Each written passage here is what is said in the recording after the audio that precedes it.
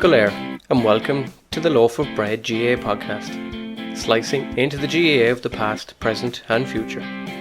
Join me, Jason Keelan, as we cut into the largest loaf of bread known to mankind.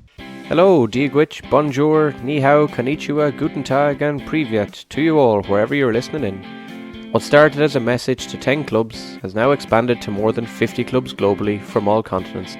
The journey through Loaf 2 GAA Global continues this week as we move on to our next destination in the GAA world.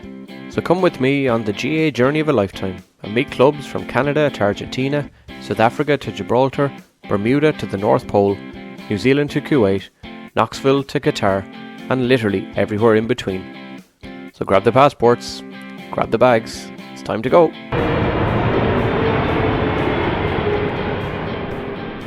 On Slice 30, I fly from the west of Canada to the south of China to the city of Shunde near Hong Kong and Macau. It is here I chat with Ciarán from the mighty County Down and Sonny from the beautiful Ontario and Canada, and chat all about life in the home of the great Bruce Lee.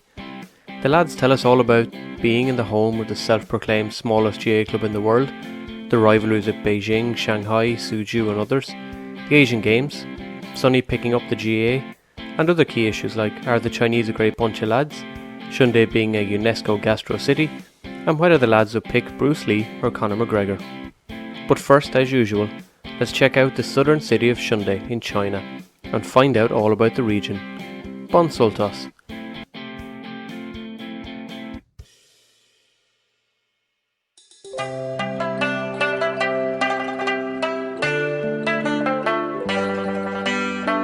As I arrive in China once again, I'm greeted by the sounds of some traditional Chinese musical instruments. The city of Shunde, or Shuntak, as it is sometimes known as a district name, is located in Foshan, which is itself a city. It wasn't until 2009 that Shunde was freed, as such, from the Foshan tag, and was made its own area, part of the Guangzhou province. It's very much like if we set Athlone free from Westmeath. Not sure how long they would survive on their own, to be honest. The historical foundations of Shunde are typical of much of China. The humans came to the region around the 7th century BC, in a time known today as the Spring and Autumn period, during the ruling of the Shu dynasty. Before 1452 the area was part of the Namhui region. It then became the Shunde county. Its earliest days were centred around agriculture, given the vastness of the Chinese farming regions at the time. As the county progressed, mulberry growing came to be the area of progress and brought some prosperity. This was soon followed by the influx of the silk farming industry, which is known as sericulture. This was all around the time of the Ming dynasty, about the 14th century or so. Perhaps one thing you wouldn't necessarily associate with Chinese history is the idea of female suffragettes, but in fact Shunde was the home of these somewhat rebellious women at the time. Chinese tradition, particularly around the Pearl Delta region in which Shunde is, had unmarried females wearing hair of braids. Upon marriage, their mothers, or an associated female relation, would rearrange their hair into a ball shape to signify the end of their single life. With the rising silk industry in Shunde, women had more involvements in the workplace. For centuries they had been diminished and neglected through the male-dominated feudal system of China, but now was perhaps a chance to get some freedom for themselves. Thus began a movement known as the Comb Sisters. In basics, it involved non-married females changing their own hair into a bun style to signify they weren't married, but also refused marriage. Special ceremonies were held to mark the occasion for these ladies. Sadly though, Comb Sisters had to be buried outside their villages when they died, and families did not manage their graves. The custom lasted until the 20th century, when China became a republic. The silk industry in the area collapsed, and females couldn't earn a wage. Many left to work in other Asian countries, including nearby Hong Kong. The Bingyi Museum in Shunde today tells some of their story. Modern-day Shunde, realistically, is an area associated with a few specific things. Firstly, it is the key area for the production of electrical appliances and furniture. Since it was selected as a test reform city in 1993, the area has been able to build itself up, based on what it feels it needs in to progress. In fact, the city has become known as one of the posh parts of China. Whether the lads will agree with that or not, I'm not sure. It also helps to have such good access to other regions like the famous Macau and Hong Kong. In 2014, Shunde became a UNESCO creative city in their gastronomy and cuisine. The local Guangzhou food would be historically plain and simple, but Shunde's top chefs and eateries have continued to change this and try to put the city on the map in this way. It's not the easiest thing in the world to compile a list of famous people from an area where there are, in truth, so few famous people. So perhaps in a unique twist, the famous list consists in this slice of the podcast of one name only, but it's a great one.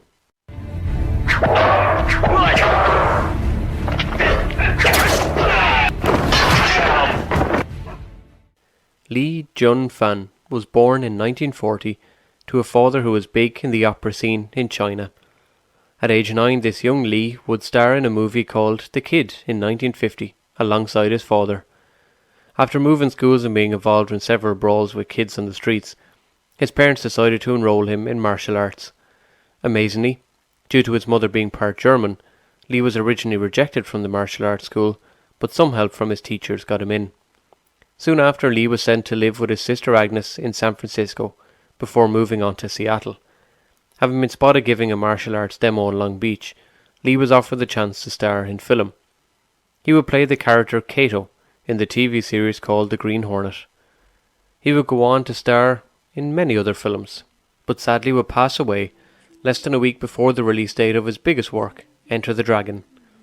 He was in Hong Kong to meet with the director George Lazenby when, after repeated headache issues, he was found unconscious, having taken a tablet for the pain.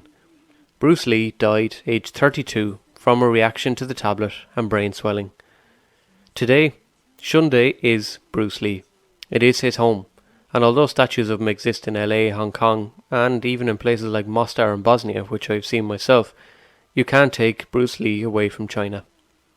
Also, plans are afoot for a near 5 square kilometre Kung Fu town, as such, in Shunde as part of the revitalisation plan for the area. Bruce Lee Park also exists right next to his ancestral home and is a major visiting spot in the city. In March 2019, Shunde Gaels GAA Club was formed in the area. Looking at their crest alone, the Bruce Lee influence remains, but tied in with the Irish theme. 4 men from Down, one of them you will hear soon, and a Kildare man, were the main instigators behind the teacher-dominated team. Some influence from Longford and other areas led to the team formation, and soon natives of the UK, Canada and other countries added to the mix. Despite being, as they say themselves, the smallest club in the world, they have proven they are no pushovers, with a final appearance at intermediate level in their first tournament at the All China Games. But I'll let the lads tell you more about it. So to that end, let's meet Ciarán and Sonny and find out all about Shunde Gaels, Bruce Lee and the GAA in China. Well, how's the form, lad? How are the lads? Are you well? Not so bad, Yeah, mate. good to hear you. Yeah, good, Jess. Who am I chatting to? Ciarán here. How's it going? I'm Sonny. How you doing? How are things? Ciarán, I see Good. you're sporting the beautiful jersey we were talking about a few minutes ago.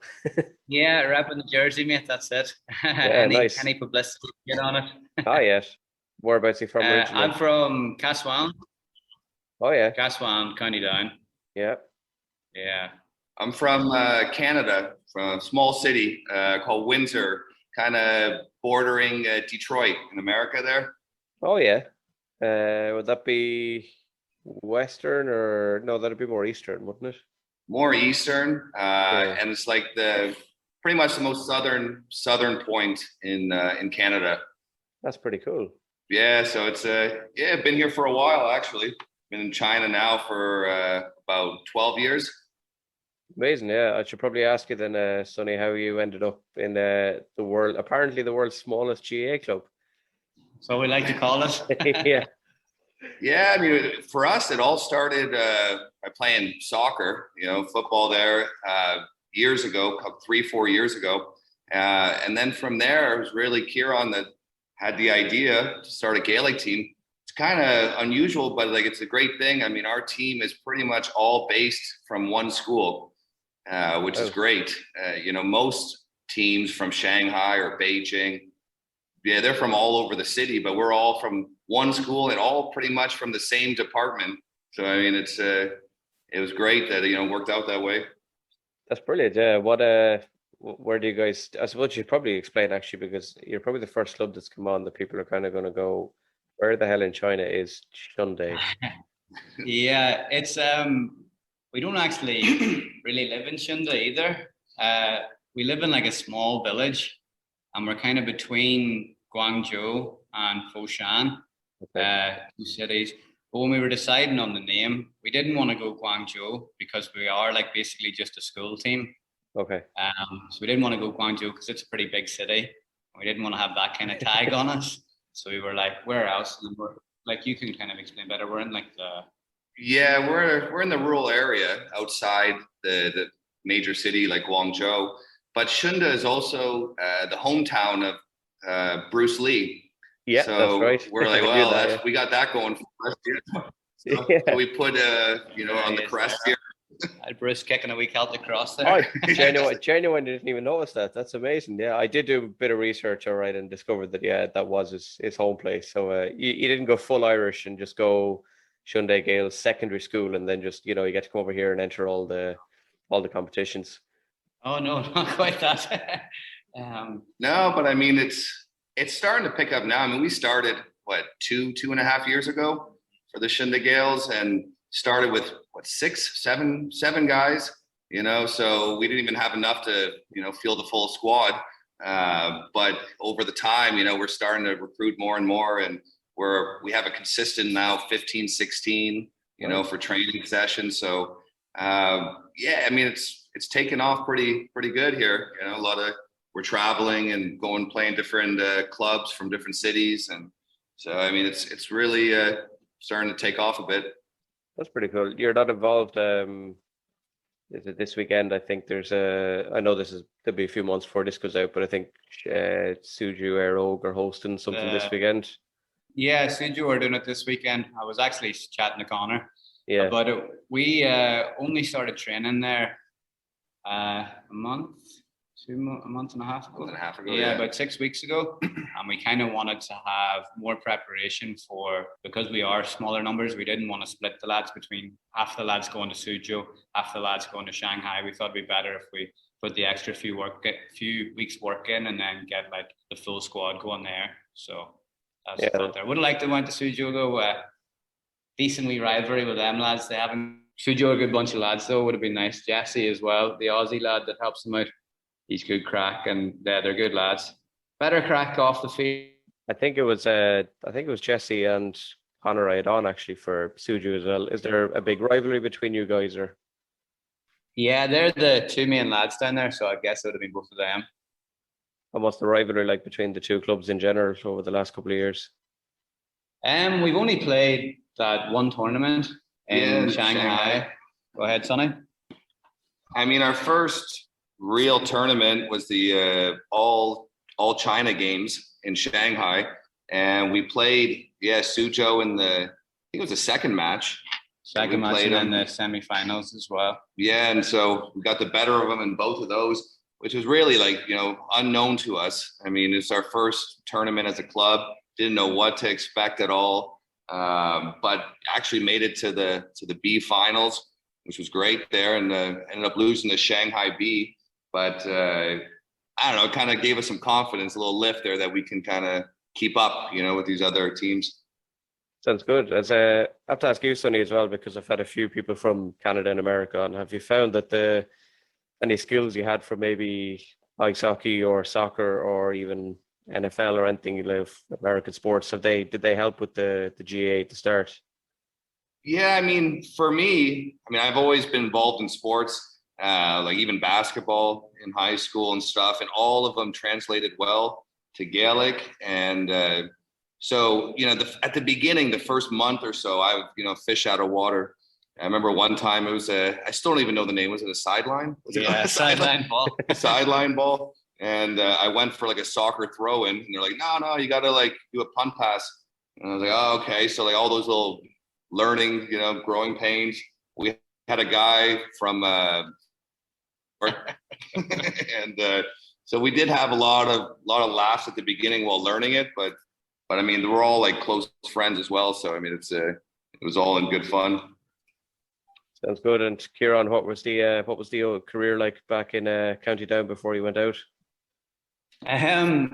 Underage, played a decent bit of football underage, and then I moved to Liverpool for university, and I played with the Liverpool Hope lads over there.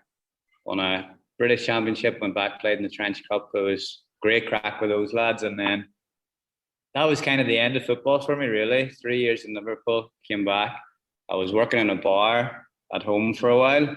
So Sunday night or Friday night games, I was always working, and Sunday training sessions and stuff. So I didn't really play much senior football at home. Moved out to China when I was 23 then.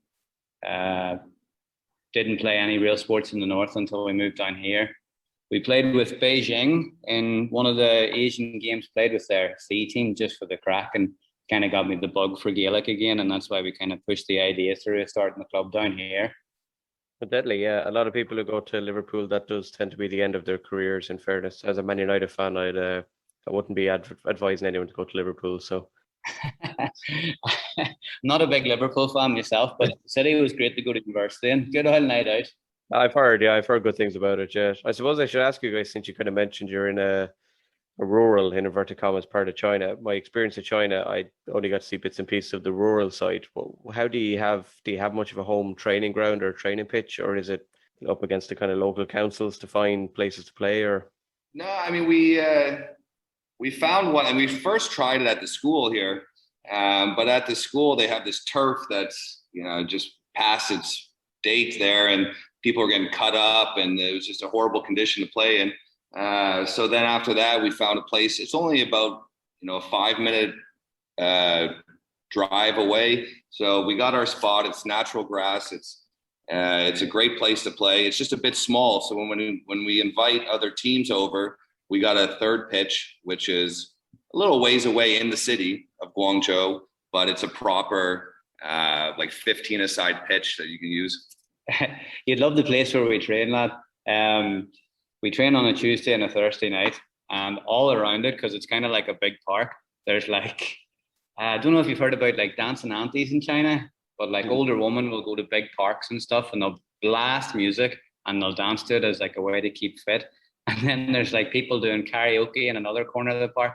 So we're training, and there's just maybe 6-7 different forms of music just blasting in on the pitch. It's that the Tai Chi. They got usually the grandmas doing Tai Chi in the park, and so they can't believe it. They look on the pitch and they see 15 foreigners playing a sport. They have no idea what we're doing. They're like, "Why are you using your hands?" It's every training, there's just people hanging around taking videos. They're watching, they're cheering, they love it. Just something they've never seen before. And you haven't managed to rope any of them in to play corner forward now? We do have one fan there. He's a regular, but we haven't put him on the squad yet. He's our number one fan. Every training session, he just watches us and cheers us on. We don't know what he's saying, but he's talking to us, and he just turns up every week. But he's a bit young. I don't know if he's ready for it.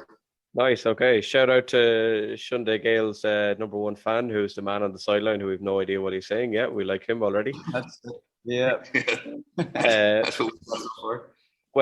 When you get from training and stuff then, or after games, is there every kind of place so far has kind of had a local kind of Irish pub? What does Shunde have to offer in terms of celebrations? Well, our Tuesday, Thursdays, because as we said, we live in a small community. Yeah. We have a very luxurious local park that we like to drink in. It's got some nice picnic tables, benches, and it's right around the corner from 7-Eleven. So it's good for just a skinful after training.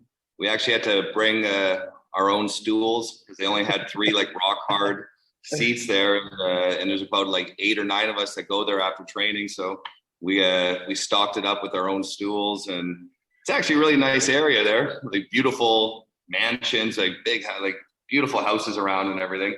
And right in the middle is us just having beer.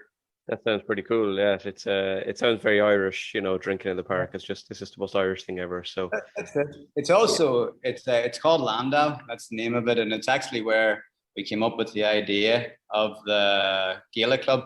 We were all there after school one Friday, and we basically, the lads who aren't Irish who we work with, like Sonny, Sean, and then the Zorba brothers, they're all big lads and they're into sport. So it was actually at Landau over a few beers that we were like, we could start a Gaelic team. We showed them the videos of it and they got mad keen. And yeah, just kind of that's where it all came from. So Landau has a bit of a special place in the Shunde Gaels as well. Yeah, sounds good. Yes. Is it? I should probably ask as well. I know Sonny been Canadian. What's the international makeup of the team? Oh, what do we have? It's like half and half, I'd say. I think we have 6 or 7 Irish players. And after that, we got Canada, Cyprus. Where else do we have? Georgian, English, Moldovan, Scottish, Australian, South African. For the rest of them, it's kind of like one from each country from those other countries there. And then the other 7 are from Ireland. Whereabouts are your Irish contingent from in general? Have you any Westmeath lads over there? No, we're quite Ulster heavy, mate. Okay. Yeah, there's 4 of us all from down. 2 of us are from Castletown, one's from Bryanston, one from Leitrim. So we're all like our houses at home are within 5 minutes of each other. And then there's Greg. Greg's from Kildare. Conor came down recently. Conor Doherty, he's from Derry. And there's Pierce from Tyrone. And Brian sometimes comes as our photographer. Yeah, Brian's for a photographer. Good lad. He's a Kildare man as well. You allowed 2 Kildare people into your team. That's appalling. I'm trying to think, actually. I think is Jerry from Kildare as well? Yeah, I think so. 3 Kildare men. You want to sort that out. One is enough. One is even too many, some people would say. Yeah, out of nowhere as well, just thinking about it. So do yourself and the rest of the lads from up north, do you bring the Jim McGuinness blanket defence, or are you much more open football? We're a bit of a mixture of both. Shenzhen would be our biggest rivals. They're a close city to us. They're about an hour away. So the first time we played them, it was our first ever game. It was the game where Sonny took a throw in for a sideline ball and Bob was headering it out of defence. Nice. But we beat them that day, and they've been a club since 2004. So that was a pretty big day. It's whenever we realised that we were more than just a crack team, and we could actually compete. But whenever they came down to play us the second time, they had a lad from Tyrone who was managing them, and they had set up we only play 9 aside here. So they took their third forward, played him in front of the defence, and just blocked us out, because we play a big running game. Okay. A lot of short passing, and they kind of blocked us out. So when we went to Shanghai to play them, we just played the exact same system as them, but we did it better and we beat them doing it. But we kind of try and more just play naturally to our strengths, because we've got 3 very good forwards. Sonny's a great hustler in midfield, and then there's 3 of us in the defence who are all pretty solid. So we kind of just play very fluid football. Not a lot of points, I would say. I mean, when we went to Malaysia, the all Asian games, and watching the A's play, the A teams, it's what a difference. I mean, the majority are points. There are not a lot of goals in those games. But for us, it's completely opposite. If we get a point, it's rare. It's mostly go for goal. Yeah. And kind of that's just the way we kind of started off, just 1-2s all the way down the pitch and take a strike and go for goal. You'll enjoy this in Shanghai. I think one of our games, we scored 4-1 or 5-2. I can't remember. But there was a few old hands there at Shanghai, and they were like, 5-2 is a bloody soccer team playing in this tournament. Yeah, that wouldn't go down well with the traditional GA people to score more goals than points. That's something that's only something Cora Staunton does on the football pitch, really. So but no, we kind of, the way it balanced with the Irish lads, there's me and Sean, we both played for Castletown from underage the whole way through together. One of us was fullback and the other one was cornerback the whole way through. So it's nice having him beside me there. And then in the forward line, Philly, Kevy and Greg are all forwards. So it just we had a nice balance of experienced defenders and experienced forwards, which worked out quite well for us. It sounds like you've a proper strong setup going, I suppose, considering you've been tagging yourselves as the smallest club in the world. You're not exactly the Fulham or the basement club of life at the moment, anyway, by the sounds of it. Yeah, no, we're doing really well. We're kind of working with the AFL team in Guangzhou at the minute, the Scorpions, and we're kind of helping each other out there. We're playing a bit of AFL with them, and a few of them are coming to the Gaelic training.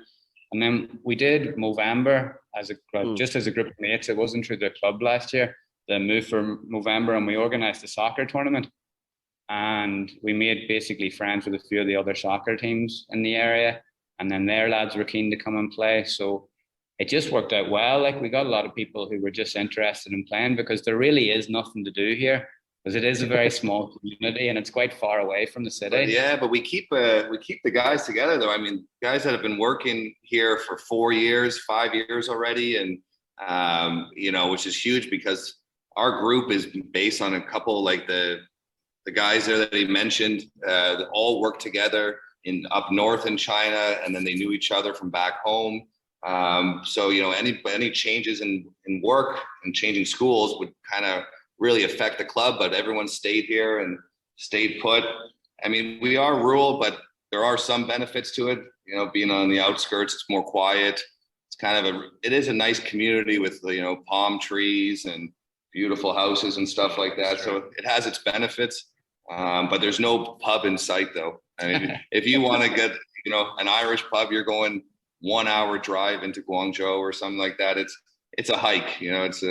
It sounds kind of like that, all right. You guys, at least up, it sounds like have invented your own pub in the park, which is kind of the main thing, I suppose. We do have a good sponsor as well. It's a sports bar in Guangzhou. It's called The Goat. It's owned by a Canadian fella, Rob. It's a big open bar. It's got like a 200-inch screen showing the football and stuff like. So it's a pretty good spot, but it's a bit of a trek to go after training. But we'll try and go there on weekends and after games and stuff. Oh yeah, sounds good. Yeah, no, I was going to ask. That was going to be my next question, since you mentioned about Movember and soccer tournaments and all that, about your sponsors. But it's Goat, isn't that who's on the front of the jersey? Yeah, Goat. Basically, the theme of the bar is greatest of all time.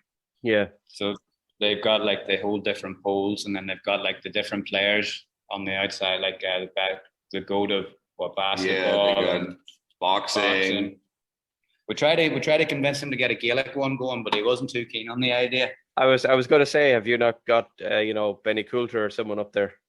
Yeah, we put it to him. He won't even put hockey up, and he's Canadian, because he doesn't think there's enough interest in China. So we're fighting a bit of a losing battle on the Gaelic front. I can think soccer in Canada. I can think of a couple of players, I suppose, playing maybe FIFA on the PlayStation years ago. The likes of Alex Bunbury is the first one that comes to mind. Has been Canada's greatest soccer player. So I don't know if you can try and get him up on the wall as well, Sonny. Yeah, they got what's his name now? Davies? Is it Davies that plays for Afonso? Yeah. Afonso, is he playing for Bayern right now? That's right. Yeah. So I mean, he's probably the best we've ever had. I don't know. I mean, we had who's that one? We ended up playing for England, but he is Canadian. Owen Hargreaves. Yeah. I'd still be a bit more old school. I'd be going back to there was a guy, I don't know what year it was, but he was Alex Bunbury. He was like this striker who just scored 800 goals a season for whatever random club he played for. And yeah, if you want someone up on the wall, I'd be advised to put him up. Yeah, you'd get a good conversation starter, I suppose, out of that one, definitely. Do you have much to do then with Goat obviously sponsoring you? Do you have much to do on the fundraising side? You hardly have to do the selling tickets at the bar to our lads kind of thing like we do at home. No, not quite. We're kind of looking at that at the minute, like fundraising and stuff. It's we really did plan this to be like a one and done. Like the first year of the club, we thought it was going to be 1 year, and then everyone was going to move on. We weren't going to have a team again, because we were all one school, and that was the plan. So we kind of funded a lot of it ourselves the first year. So we didn't really think about sponsorship, but then because of COVID, a lot of people ended up staying. It was kind of the best place to be, and that's the only thing that really got the club going again. But now we're looking at doing Beer Olympics. Like Beer Olympics is Sonny's idea. That's one that I'm working on. I want to hopefully next month can get the Beer Olympics at the Goat. Just trying to figure out which events to put in there. Obviously you got to have flip cup and beer pong, but which other ones can kind of would work for that event.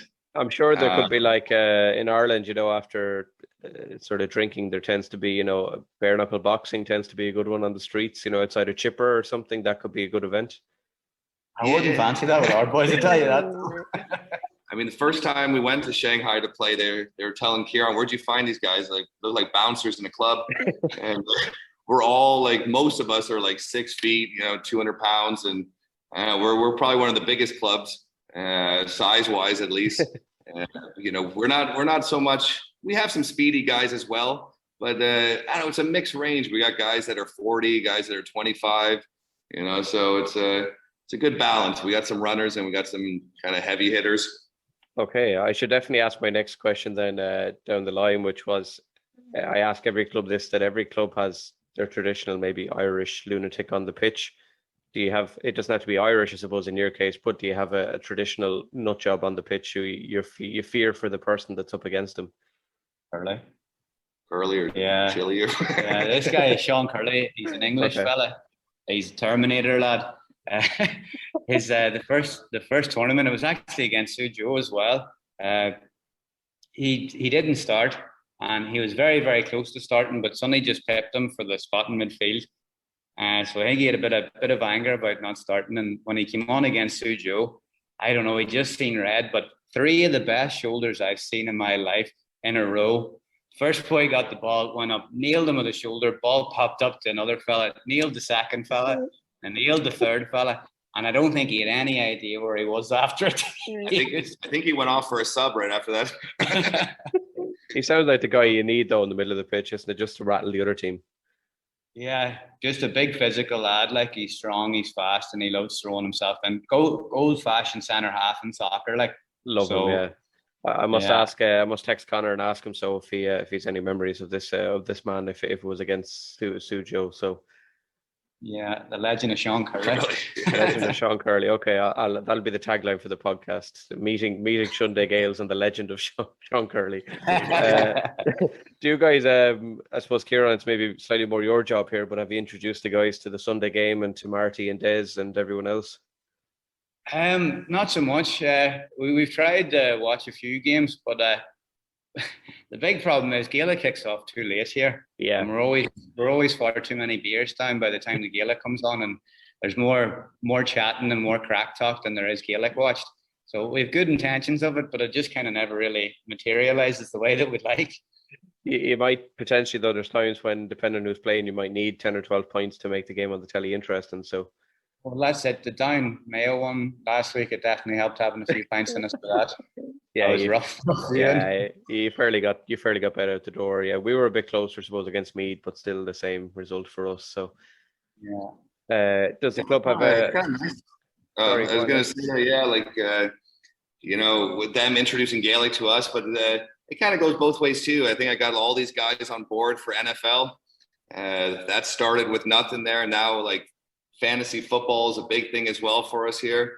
So it's kind of, crossing like the North American sports with the Irish sports with things like that. So it's, I don't know if you're an NFL fan or not, Jason, but it's taken off here with the Irish guys. Fantasy football takes up a good first semester, 5 months of our time. Yeah. I will say that I'm very new to the game. I decided to choose the Broncos as my team because it was the first stadium in America that I visited. So I said, right, these guys will do, and it turns out they're pretty shit. So I'm not overly enthusiastic about them. But my mate is a massive Seahawks fan, and my cousin is a huge Packers fan. So I'm learning the game from listening to them on a Sunday night here. But it's become huge in Ireland. It's definitely up there with one of the biggest sports in the country that's followed at the moment. Like Super Bowl parties turn up everywhere now in February. So who's your team of choice out there? Did you pick a team yet, Ciarán? Yeah, I used the same logic as you. Yeah. The first stadium I went to in the States was the Lucas Oil Stadium, the Indianapolis Colts. Okay. So I ended up with them. I mean, you're better off than me, Jason, but I got to stick with my team that I followed as a kid. So it's the Detroit Lions. Oh yeah, I know they're pretty shitty as well. Yeah. Oh, horrible. Yeah. Every year it's just the same disappointment. I think in my 25 years or so of watching them, we made the playoffs 3 times, and so it's just nonstop disappointment. But like I said, I live right across the river, basically. Detroit is where so I used to go to Detroit Lions games, Detroit Red Wings to watch hockey. And Detroit Tigers for baseball. So most of my teams are Detroit. Yeah, I'd probably, if I'm being honest, I'd probably be more familiar with the Red Wings from playing like NHL 97 on the PlayStation 1 years ago. That's probably more knowledge about them, I would say, than the Lions. Can you cross, actually, a random question, can you cross obviously been in Canada and Detroit, been in America. What's the crossing the border? How does that work out if you just wanted to pop across the river? I mean, it used to be no problem at all. Like you didn't need a passport or anything, just your driver's license and you go over. But then that changed probably about 15 years ago or so. And now we get a lot of Americans coming over because the drinking age is different in the two countries. In America, it's 21. In Canada, it's 19. So we get a bunch of 19, 20-year-olds from Detroit coming to Windsor to go to like the bars and clubs and things like that. But recently too, with the economy crash and this and that, like it's a very automotive city where I live in Detroit, of course, with Ford. So it's kind of on the decline right now. But that's the main reason why I actually left, for a better opportunity overseas, because jobs were few and far between, kind of where I'm from in Windsor. But yeah, it's mostly Americans coming over to drink. Okay, and then you ended up in rural China. Yeah, actually, Ciarán and a couple other guys, we were working in the same city without knowing each other. The first city in China, which is like up north. Yeah, and we were actually at the same bar one time. And we didn't realize that, we didn't know each other, so we didn't say hi. But after that, they told me when they came here, it was like, I remember you at that bar up north. And yeah, the city Jinan that we lived in, it was very, very rare to see other foreigners. So whenever you did see other foreigners, you got quite excited and you remembered them. Yeah, I don't think when I was traveling around China, I don't think it went up that far north. It doesn't ring a bell. But that's such an Irish story that you remember being in a bar together despite the thousands of miles between you originally. So yeah, it's so, I mean, everything is kind of tied, I guess, with most of us, with the Irish guys and me, and then they have the three brothers, the Zorbas, and I mean, it's a very tight knit group, so it's what makes it enjoyable as well. Yeah. We all know each other very well. Did you say the brothers are called the Zorbas? Is that right? Yeah, Zorbas. That's the most amazing name I've ever heard. It is kind of like a mythological beast or something. The Zorba. Yeah, they sound like just like three guys who you just expect to run really fast. And they do, They're big. They're big, beefy boys. They like their weights. Okay. Big, strong lads. They sound like three guys I should do a special episode on. The Zorbas. It just sounds like it's a TV show in the making or something. You'd have good crack talking to them as well. Two of them are actually in quarantine right now on their way back. Okay. I'll have to check them out. There's surely someone has surely done an article in China on the Zorbas because it just sounds too good not to be true. Like so. What if I asked you guys what maybe Ciarán, I suppose, what county in Ireland Shunde Gaels would most like a shot at if they came to Ireland? Oh, you stumped me there. Hey, I would just go big and go the Dubs, like. Okay. Why not go for the biggest dog? Yeah. 82,000 in Croke Park. Yeah, sounds good. I reckon you'd take them as well. I reckon you'd have them. They're not as good as people let on, I think. Yeah, I'd say we'd have a chance there. Big Sonny in the middle of the park, he'd win a lot of ball. Exactly, yeah. Brian Fenton wouldn't know what hit him. Yeah, exactly. No chance. Yeah. There's one other kind of, Ciarán, I suppose, Irish homework question in some ways, but have you introduced any of them out there to Father Ted? Yeah, we have. Oh, brilliant. Good man. You've done your job well. I watched a few episodes there. It's okay. I'm more of like a Always Sunny in Philadelphia kind of fan. Yeah, it's kind of that silly, stupid humor there from them. But I guess Father Ted's kind of like that, a little bit like that. But never got into it too much, to be honest. I always thought, I don't know, with the comedians, they introduced me to some comedians and stuff like that. I found like some of the comedy is very specific to that region. And if you don't know that area or that place or whatever, you're kind of lost in the joke. So most of for that stuff, I'm more with like Dave Chappelle and, the biggest stars, the biggest names, I guess. Okay, sounds good. Yeah. You do over 60s soccer episode though? Yeah, where they over 75s, yes. Over 75, sorry. Yeah. I've had a couple of GAA clubs come on and compared their general play to that match, actually, funnily enough. Yeah. Oh, that's a good one. I like that.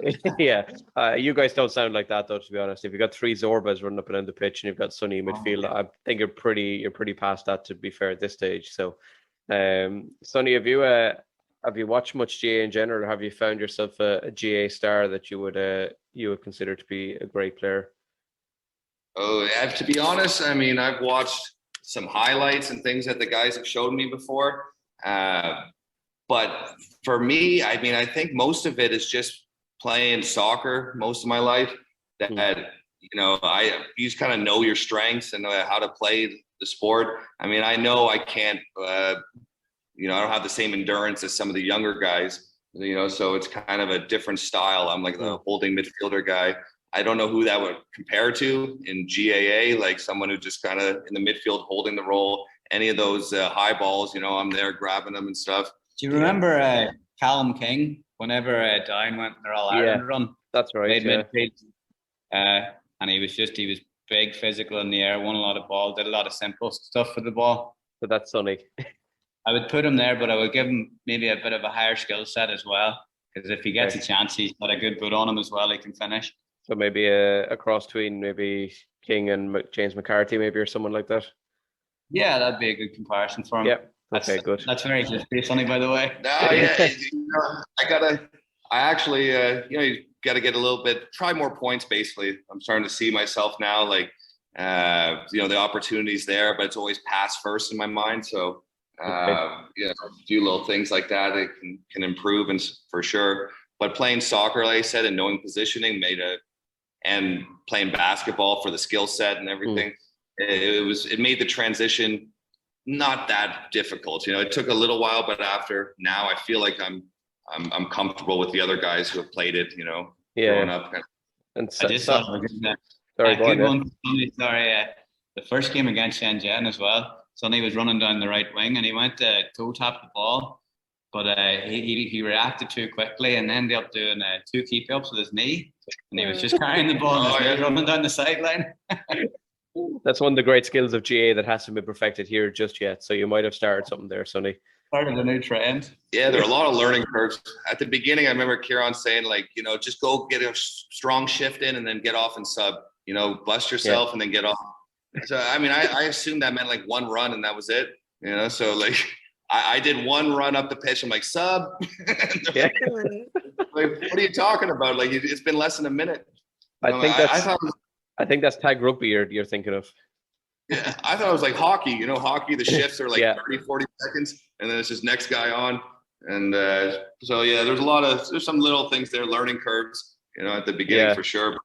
But it made it fun, though, those little silly mistakes and stuff. Yeah, you sound like you've advanced pretty well. With your soccer, was there a particular team that you followed in soccer? I might as well ask.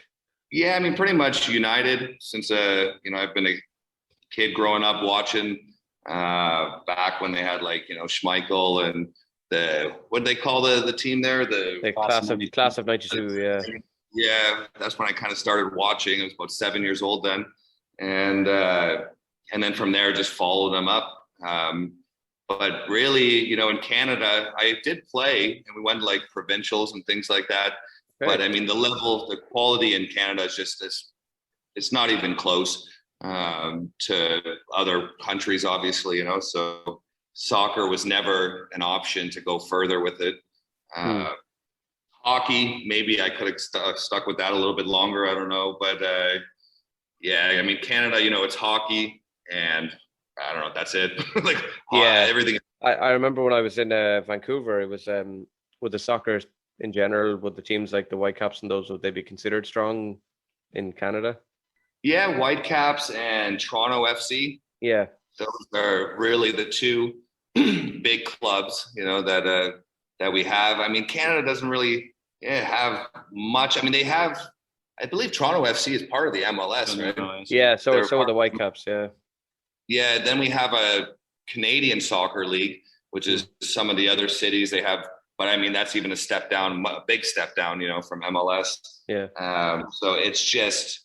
It's not popular at all. Like, I was asking these guys about Gaelic and hurling and how you fill up, was it Crow Park? Yeah. With 80,000 people for an amateur sport, and it's crazy, to me, the it's such a strong appeal, for the sport there. And, the guys brought the jerseys back and the feedback they were getting. You wouldn't get this kind of hype, with soccer in Canada.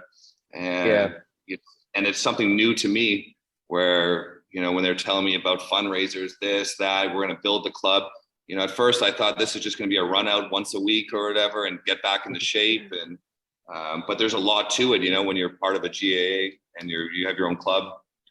Yeah, Ciarán, I suppose, perhaps it's the only sport in the world, I would say, in some ways, that is the community builds the GAA, basically, and that's how it works. And Croke Park, like 82,000 people on All-Ireland final day, if it held 200,000, you'd probably fill it.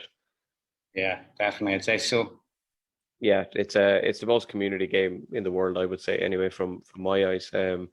If there's a few questions at the end there, every club has kind of gotten a little quick fire round. Don't worry, it's not a test, you're not on the spot, but it's the kind of localized questions versus your Irish kind of ones. So you've kind of got a 50-50 choice in each of them. And Ciarán, I'm going to throw the first one out to you, being a Father Ted fan. The key question that the lads said I have to ask if you've got any clubs from China coming on is, to use the Father Ted quote, are the Chinese really a great bunch of lads? Oh, absolutely, yeah. They just they're very helpful in things, and like going into a bar and stuff, and they always want to buy you a drink, invite you over to sit down, have the crack. They're very interested in foreigners. I guess because it has been quite a secluded country for so long that like a lot of people, especially when I lived in Jinan, I'd say a lot of people that met me, I was the first foreigner that they'd met.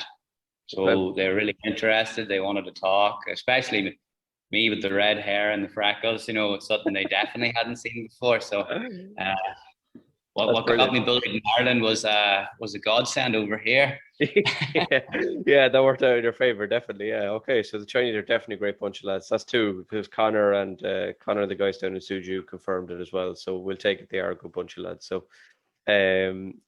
Sonny, I have to ask you this one, I suppose. I'm going to change the question slightly because of where you're from, but you have a choice between the Shunde native himself, Bruce Lee, or Canada's own Deadpool, Ryan Reynolds.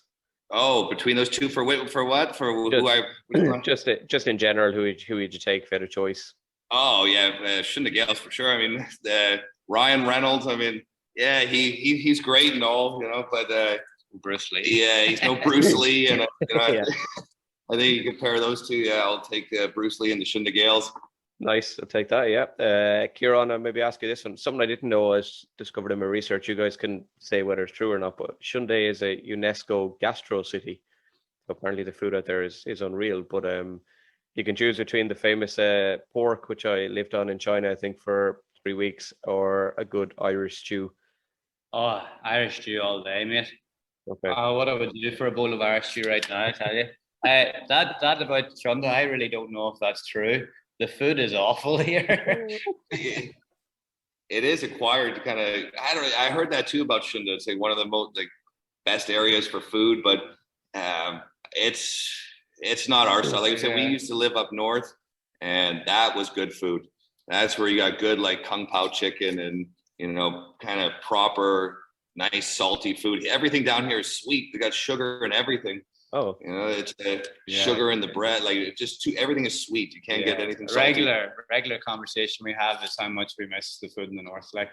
It's just far better. Okay. I don't know, sugary and bland. It's the only way I really describe it down here. Maybe it's a unique taste of a gastro city to be sugary and bland. Maybe they were looking for something different. That's it. There must have been, obviously, yeah. Sonny, it's a niche market anyway. Sonny, I'll throw this one to you and see if a choice between two great armies of men. You have a choice between the Terracotta Warriors of China or the Canadian national hockey team.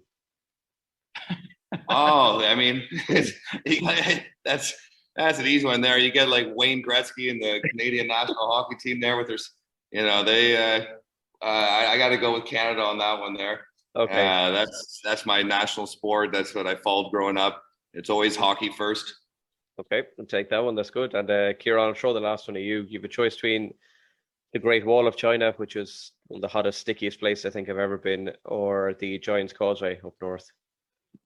Oh, mate, Carl Pilkington put it well. It's just the all right wall of China. I swear, man, it took me so long to get there. I think it's just because you've seen photos of it and it's all over the media and everything. And just whenever I finally got there, it is amazing, but it's not the best place to visit in China for one. So I'd have to go Giant's Causeway.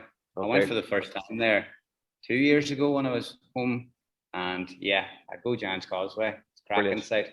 Yeah, it is. Hard to beat the control of a giant, you know?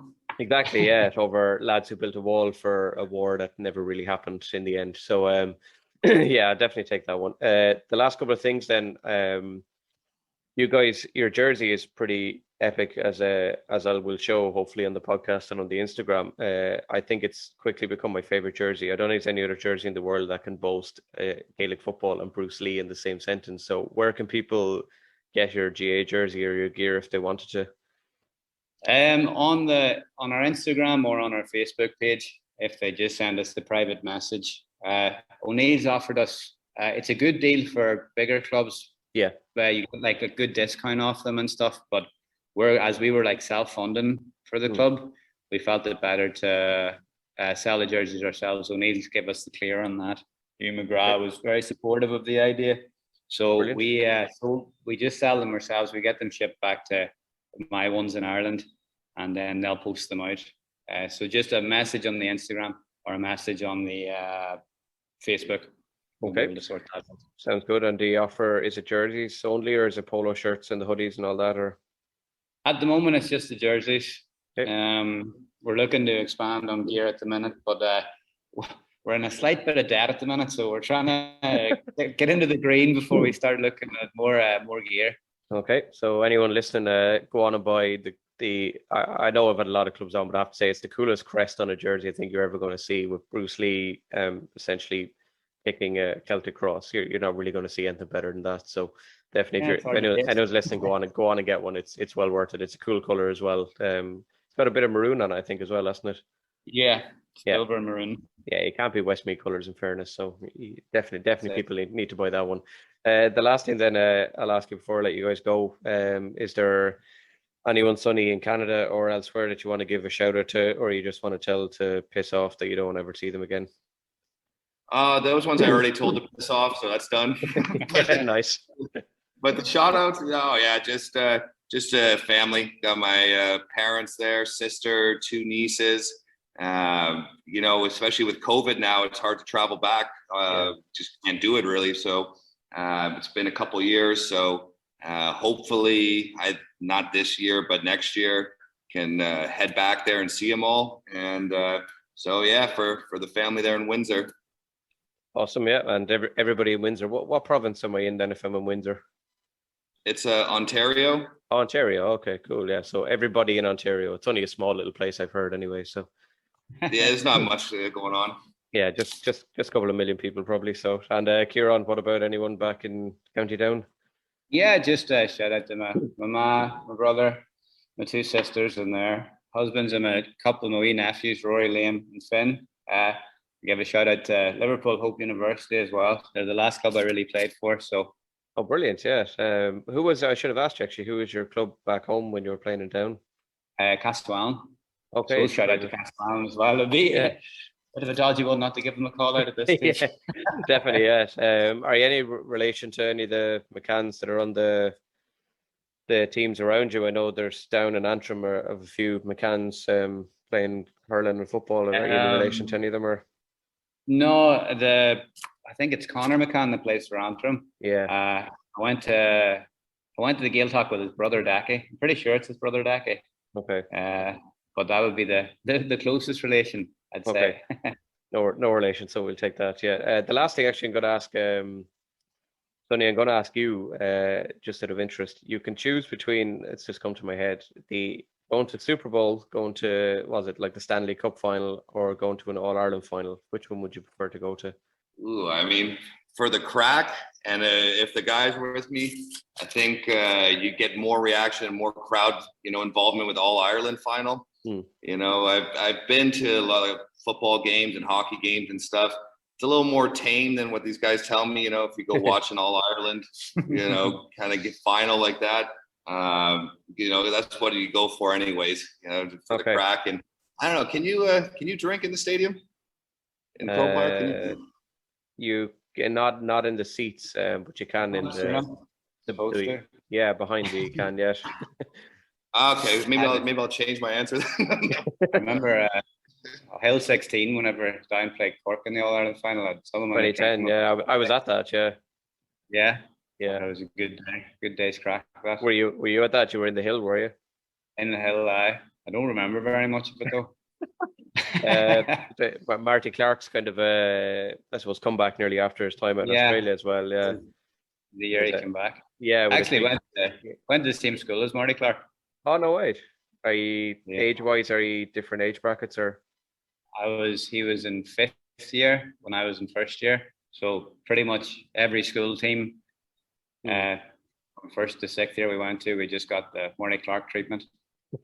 Marty did this and Marty did that. Heard all the great stories of him, and there's one good story. I think it was on the championship there a couple of years ago when he was on. But there's a guy, Stevie McVeigh. He was our manager, and Marty Clark. I think he scored 113 as a 4th year playing in the 5th year tournament, and Stevie gave him grief at the end of the match because he missed a penalty.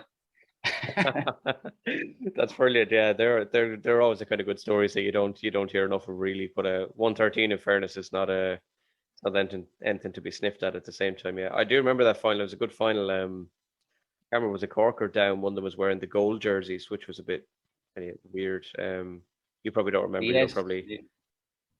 Yeah, no, I remember. I feel like maybe was it in the final we were wearing those gold jerseys? Yeah, it was. Yeah. Ugly tops, eh? Yeah, it was. I suppose 2 red jersey teams in general, and someone had to swap. And I don't know, was it? I think you guys were wearing gold. I feel in Cork were wearing their traditional red kit, but I could be wrong now. I think they were on stripes. Yeah, maybe. Yeah, I think my only abiding memory of it was just every time Marty Clark got the ball, they're just watching like this sideways AFL Gaelic kick, and it was the first time I'd really seen it, and I was like, "What the hell is going on? Like, is this really what gets beaten into you in Australia?" So it was a bit weird. It was the big thing for him was it was Benny Coulter. He always got double marks for Down, and then Marty Clark came in, basically it freed Benny to one man, and that's what basically got us to the All Ireland final that year. It was just the single coverage of Benny and Marty obviously playing the ball into him. Yeah, it was a good final as well, if I remember right. I know Cork were slightly stronger than you on the day, probably a little bit more experience, I suppose, over the years. Probably got them there. But lads, look, there's nothing else. But I have to say huge thanks to both of you for coming on, and apologies for the internet. I have a feeling that it's probably my side rather than your side. But I hope by the time this goes out, I hope you guys are back to normal, and I'll keep in touch to you as well. No worries. Deadly, yeah. Thanks a million, lads, and I'll definitely talk to you guys again soon. And thanks so much for coming on. And keep well. And I hope when this goes out that COVID will have pissed off, and we'll all be back to some kind of normality. So. Absolutely, mate. Cheers. We'll keep in touch with you, definitely. Yeah, definitely. Yeah. Thanks very much. Deadly. Thanks a million, lads. Yeah, mind yourself. Take it easy. Good luck. Bye-bye. Good luck. Coming up the next day on the Loaf of Bread GAA Global, we cut into our next slice.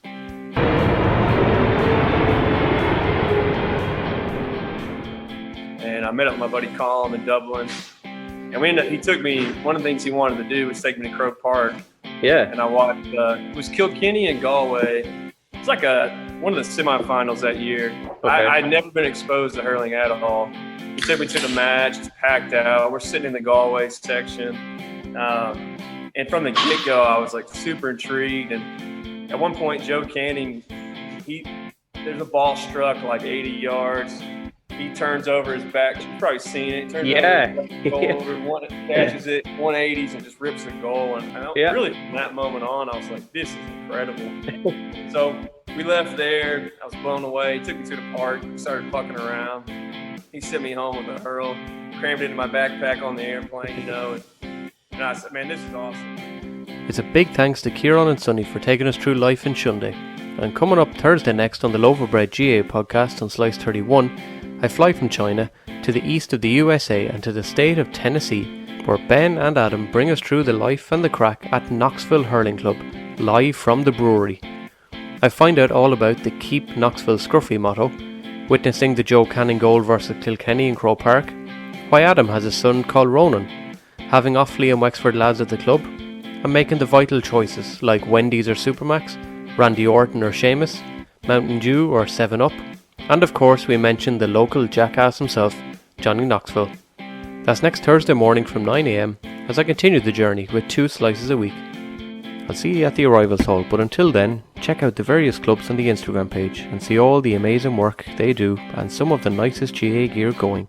Find the podcast on Instagram, on Facebook, on Twitter and on TikTok. Email loafofbreadpod@gmail.com or just simply hit the follow button and spread the word of the Loaf of Bread GA pod across the globe. Slánigi.